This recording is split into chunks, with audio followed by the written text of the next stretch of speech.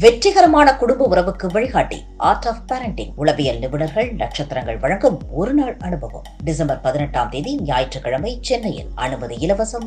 100 பேர் மட்டுமே. முதலில் வருபவர்கள் பெண்கள் மற்றும் தம்பதிகளுக்கு முன்னுரிமை. முன்பதிவுக்கு 7338824242.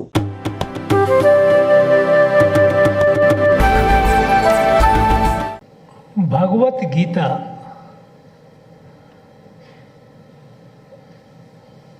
I am convinced is the most precious gift that Lord Sri Krishna has given to humanity.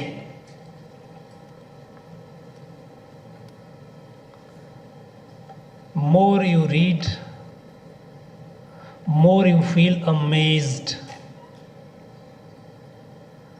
at the beauty and at the intensity of presentation and intensity of thought.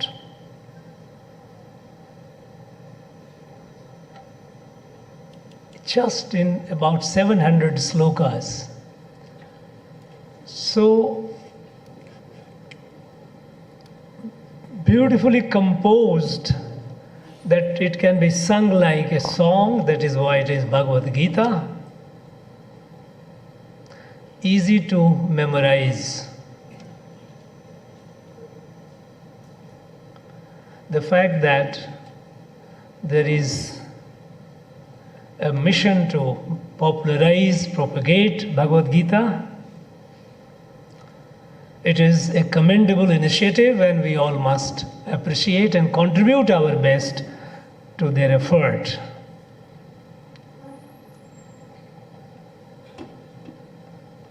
Well, it is known that many people have been inspired, many great people have been inspired by this beautiful work, the divine gift. I can tell you with my personal experience in my life, Bhagavad Gita has been the most inspiring force right from my childhood.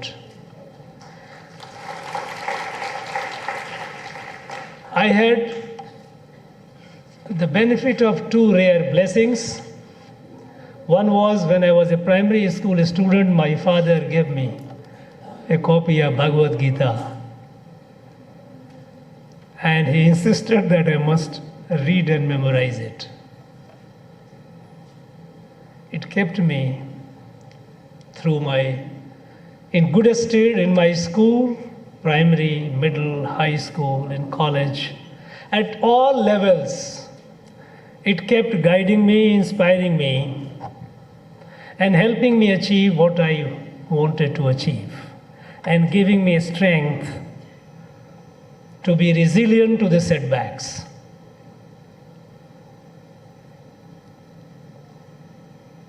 As a student,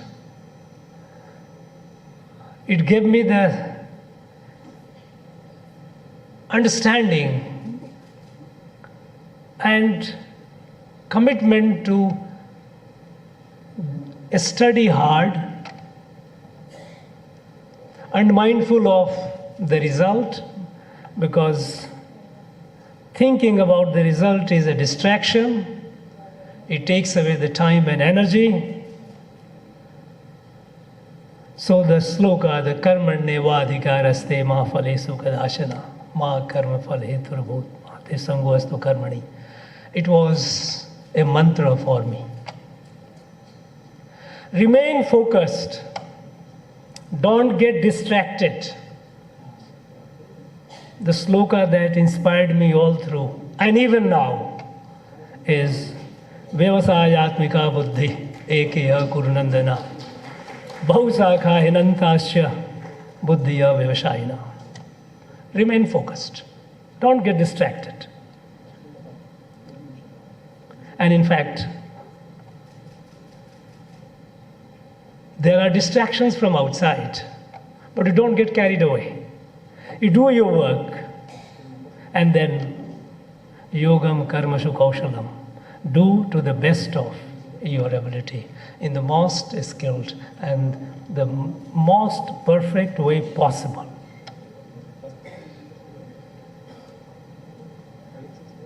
second blessing I had when I joined service, I was passing through, I had put in some years of service, and then at my young age, I came in contact with, and I think that was divine, of Param Puji Gurudev, Swami Chinmayanandaji. I was in my late 20s when I met him, and I had the fortune of several sittings with him. When I was a young man, my ages were yet to be smoothened, so I could fire hard-hitting questions. And Swamiji, with his disarming smile and sublime laughter, he would respond. And while doing so, many times, my children who were toddler, 5 years, 6 years, they would be sitting in his lap and pulling his beard. He used to love children.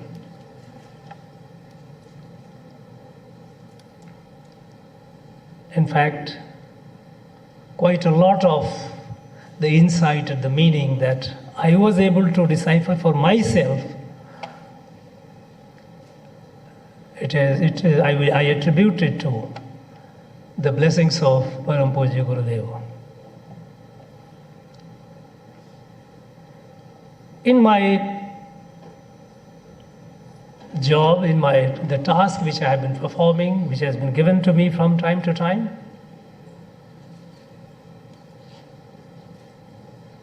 doing with total dedication and mindful of who says what. And this Bhagavad Gita makes you understand, it gives you a cosmic perspective too. It has something for everyone. It is a deep, huge ocean. It depends on how deep you can dive. Pick up the pearls that you can. I'm not sure whether anyone has gone to the bottom of it, but it's huge ocean, and it caters to everyone. And I, for one, believe that it's such an ocean when anyone who takes a dive will not get drowned for sure, will come out of it carrying something.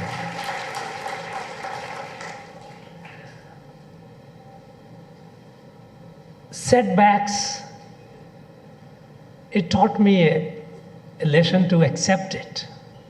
Success, don't get carried away. Dukhesu anidvignamana sukhesu vigataspriya. That sense that you acquire, you feel that you are a nimit, you are a medium for something larger. You surrender yourself and do with a feeling that you are carrying out a responsibility given to you by the divine. Somebody abuses, accuses, doesn't matter.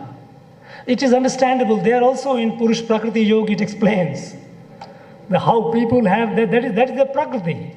Bhuta Gramam Imam Krishnam Avasham Prakriti Vashat. When he talks about Prakriti, Mahabhutane Ahankaro Buddhiya Vyaktamevacha Indriyani Dasaikam Cha Panchachandriya Gochara Iksha, Dvesham, Sukham, Dukkham, Sangha, Taschetanadarthi Ekdada Shetram Samashena Savikaram Upahirtam.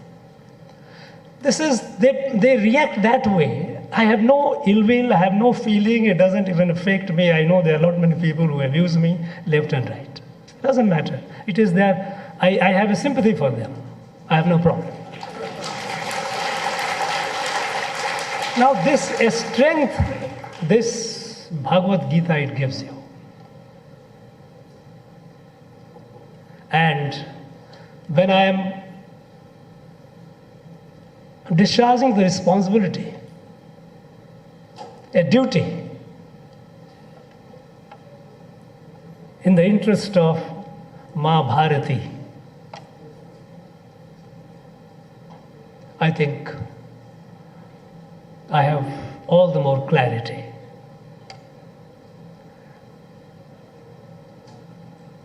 One sloka which inspired me all through, it does even today.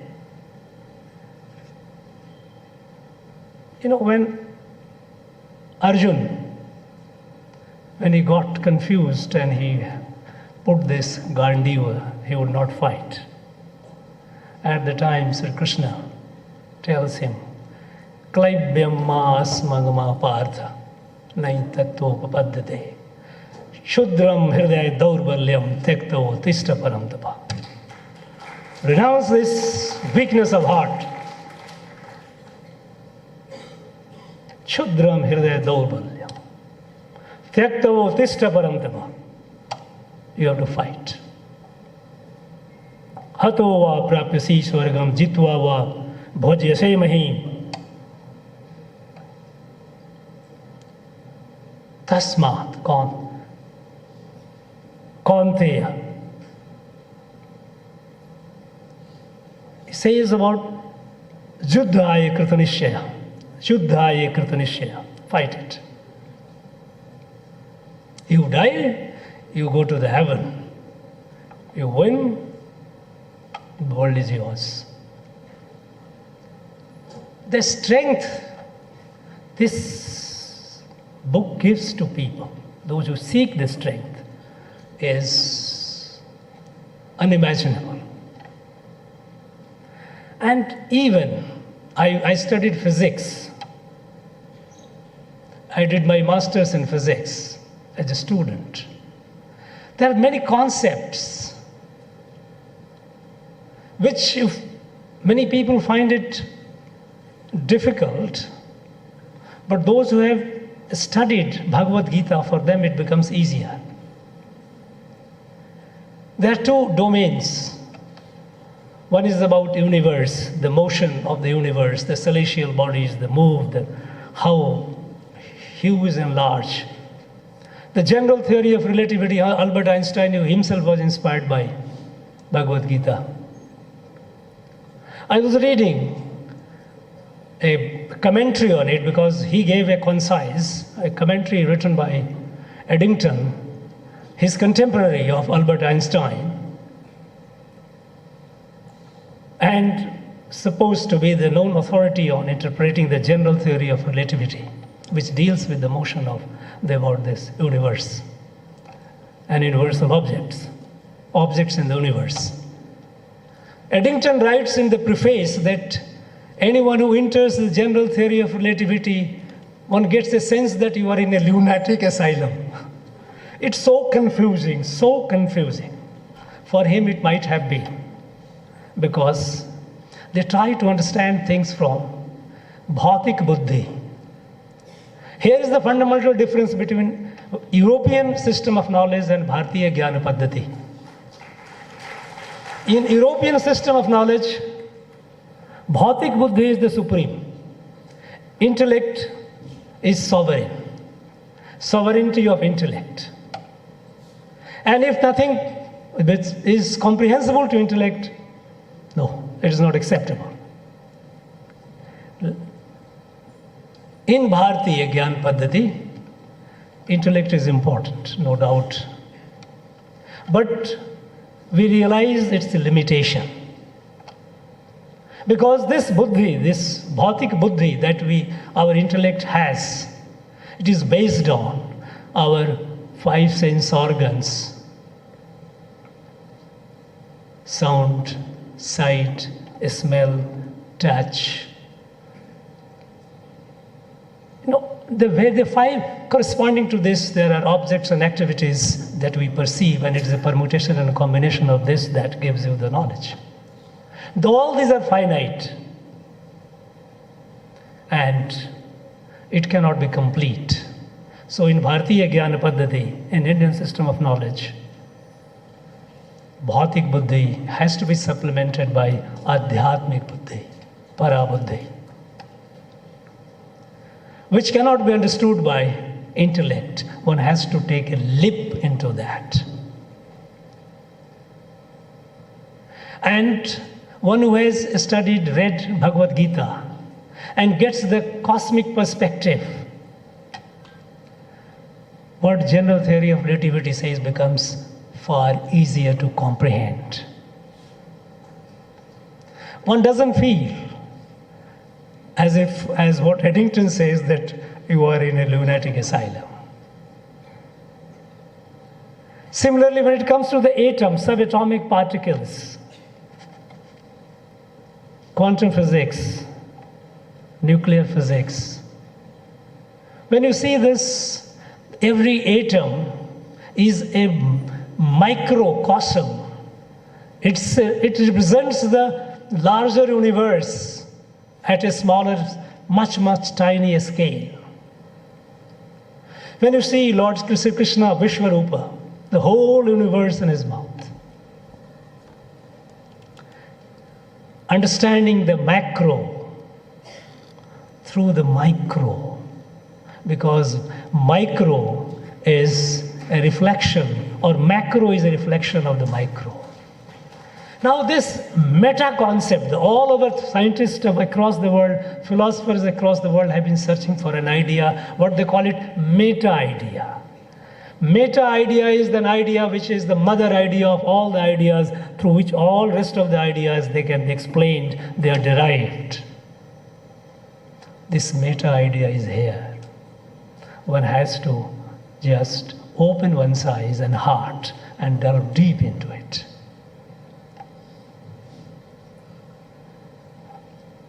In discharging the duties,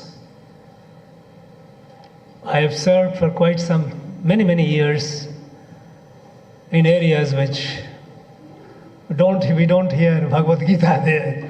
We mostly use the gunshots and explosions. Jammu and Kashmir, for several years in the decade of 90s in the northeast.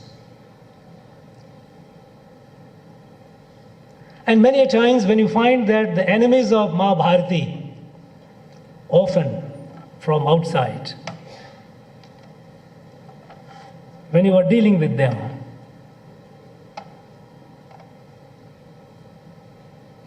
this book gives you the clarity.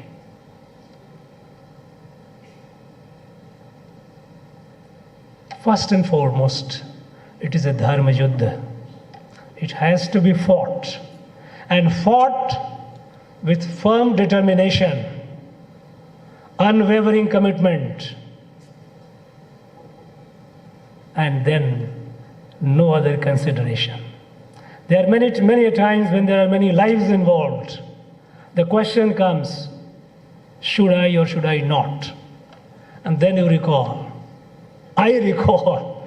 Bhagavad Gita, Brahmanadhyay Karmani, Sangam Tektava Karoti Yaha, Lipyatena Sapapena, Padma Patra Vivambasa. If I am doing things in the Mahabharati cause, forget about everything. No, there is no papa. Do it.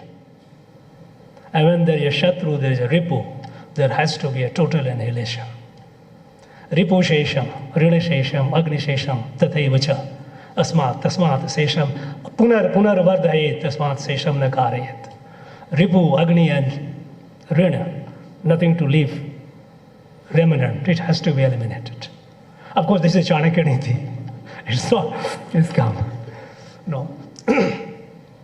Now, if I go to the, as I said, cosmic perspective, when you see that yourself in everyone's self, derivative, it has to be experienced. And only then, Sahaj Gyan, only then, you appreciate the beauty of it.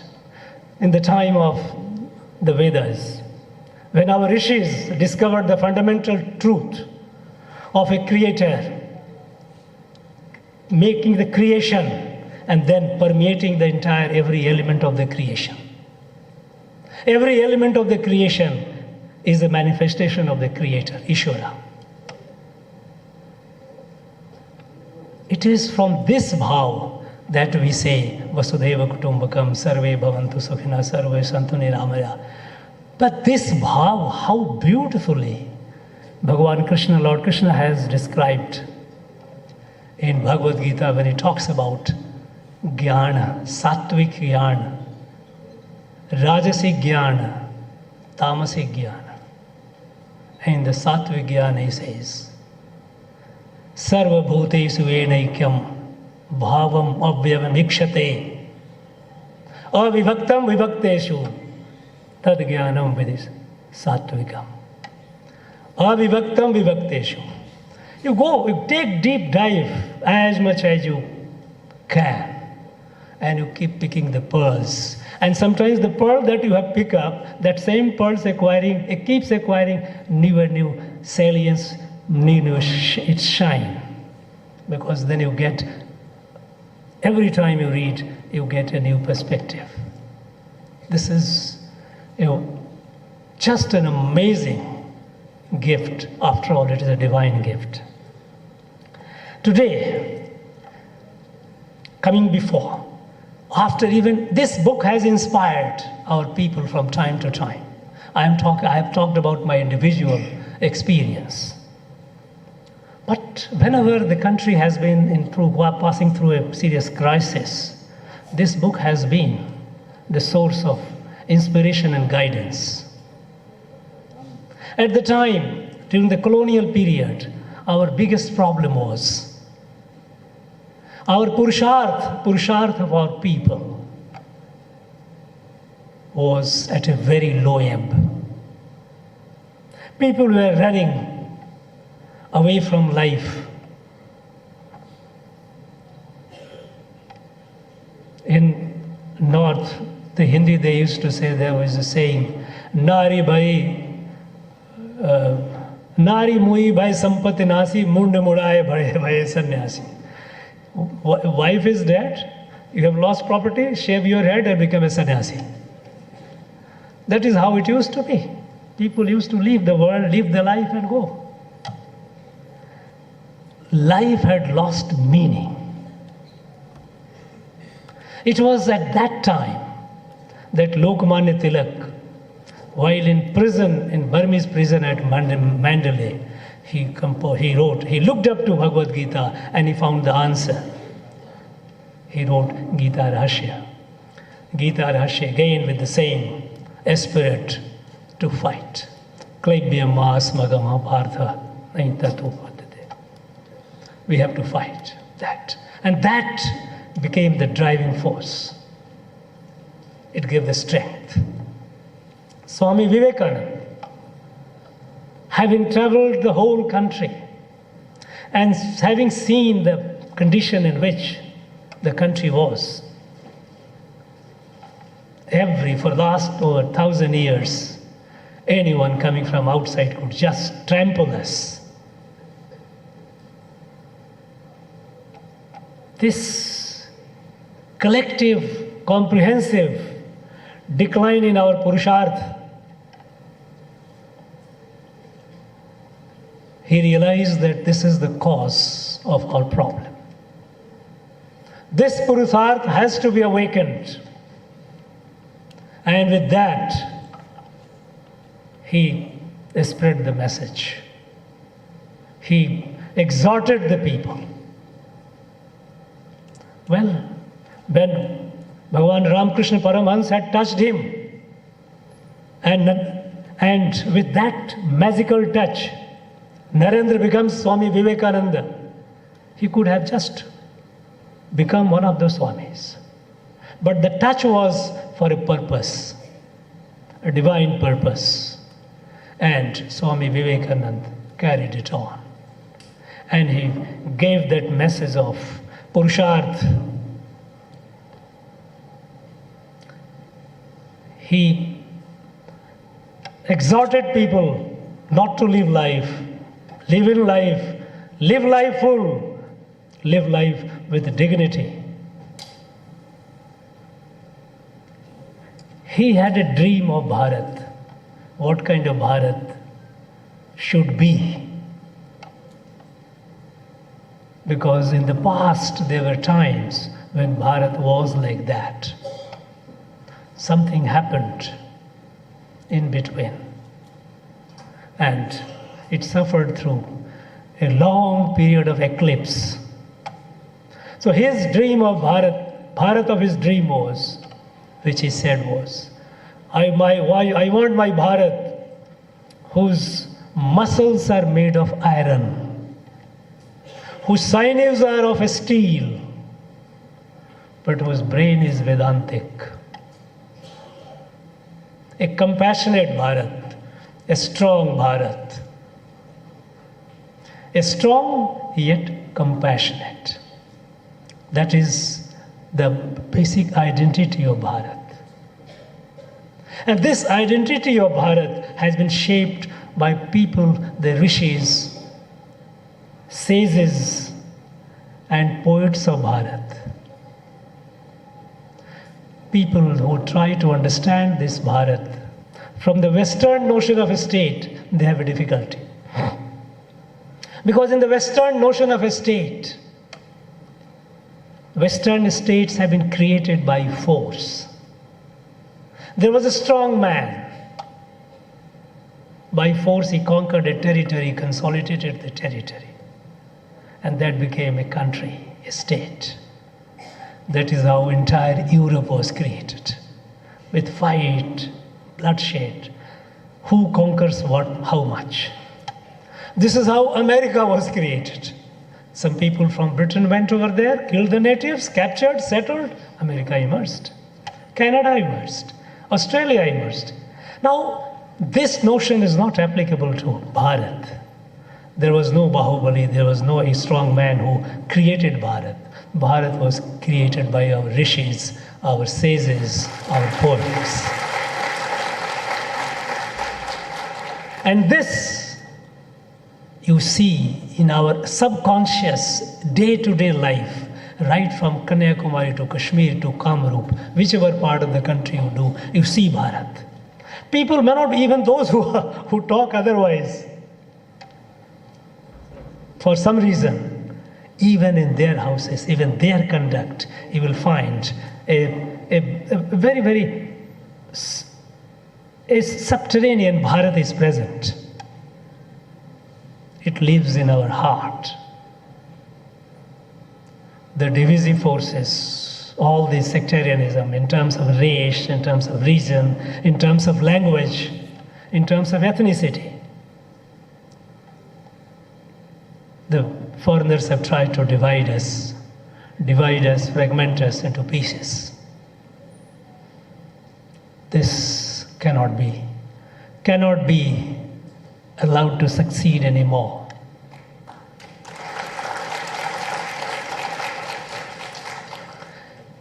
I have narrated this anecdote with others, and I'm tempted to repeat it today. More than 30 years back, I went to Northeast.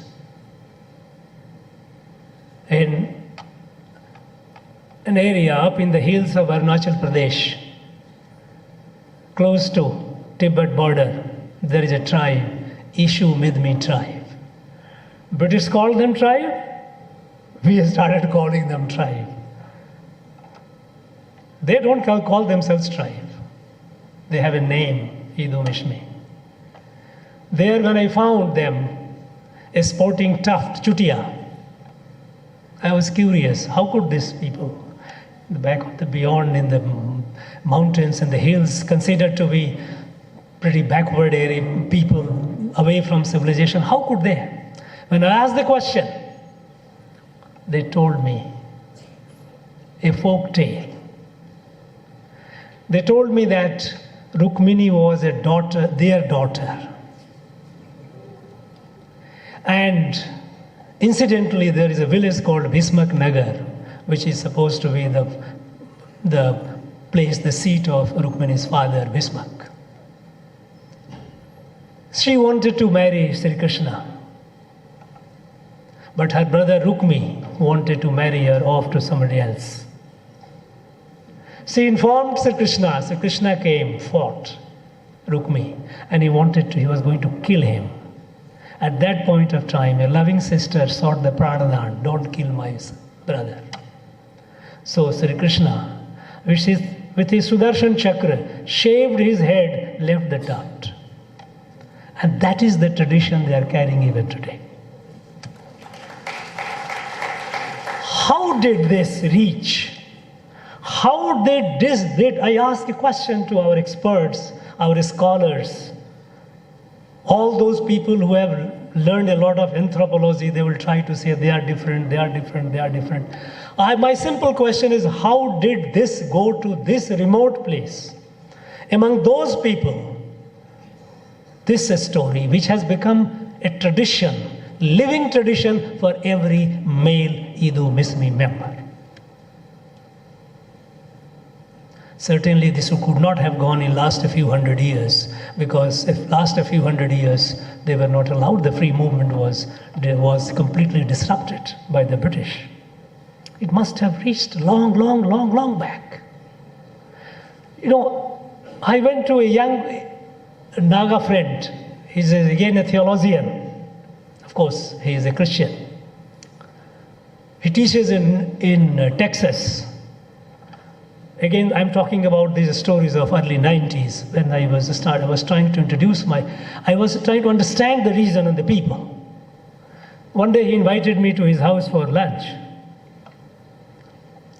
His mother served, as usually it happens in our houses, the lady of the house served the food. His father was sitting, I and he, the young man. All three sitting on the floor, the food was served. His father picked up some morsels of rice and he uttered something and he put some rice on the side of the plate, on the floor.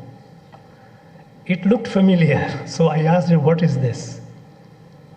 His English educated son said, they are superstitious.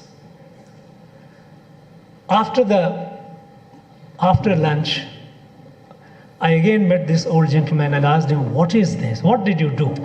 And you know what he said? He said, this food that I ate, we all ate, it has been a gift from our Mother Earth, our eye. He says, a thing thanks to her, before I eat, I put the food. How did this sanskar go to them?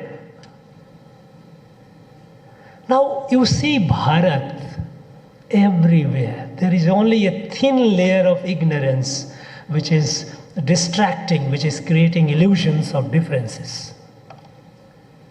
Today, when our country is moving forward with determination, with self-confidence,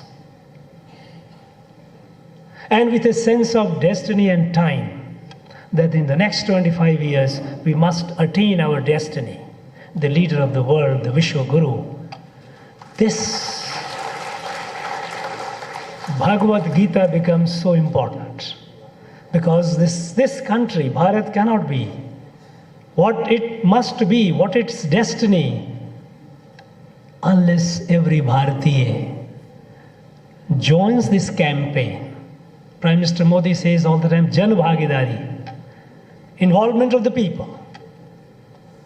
Until he came, government was the Mai-Baap, government was the guardian, father, mother, everything. Everything will be done by the government. No. We have a trust in our people. Nearing 1.4 billion people. They will make Bharat. You create a condition, have a trust and confidence in them. And that is what they're doing. And with this confidence, when our country is marching ahead, the world outlook to our country also has changed. Until a few years back, India was bracketed as a third world country. Nobody talks of third world country today. People look at this country, look at Bharat with an expectation to provide leadership. And when we have this responsibility, and rightly so, because Bharat alone can provide the leadership for a peaceful world. And for that, material prosperity alone is not enough. We may be economically we are the fastest growing economy in the world. And one day we will become the largest economy of the world also. In science and technology, we are progressing. Our people, our scientists, our young men and women are doing incredible things. We are moving forward. In all these areas, we will grow. But that's not enough, because this growth will only make us a poor imitation of the West. There has to be a spiritual resurgence. Our Bharat, identity of Bharat is linked with his spirituality.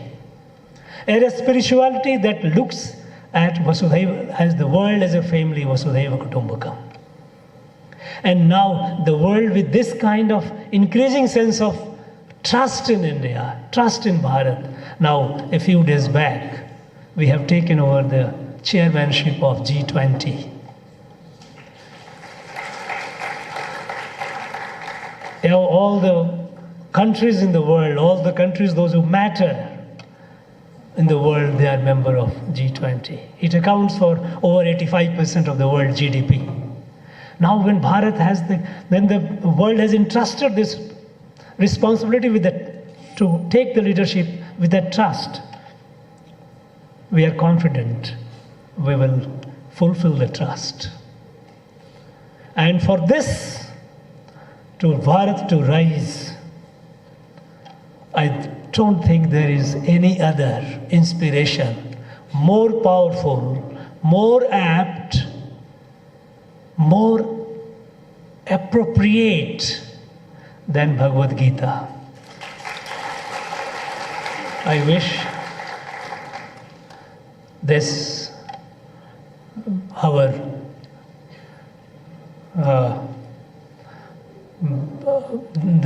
those who have organized Sanskrit Bharati Chinmaya Mission, it has to be a mass movement. It cannot be just left to these two organizations.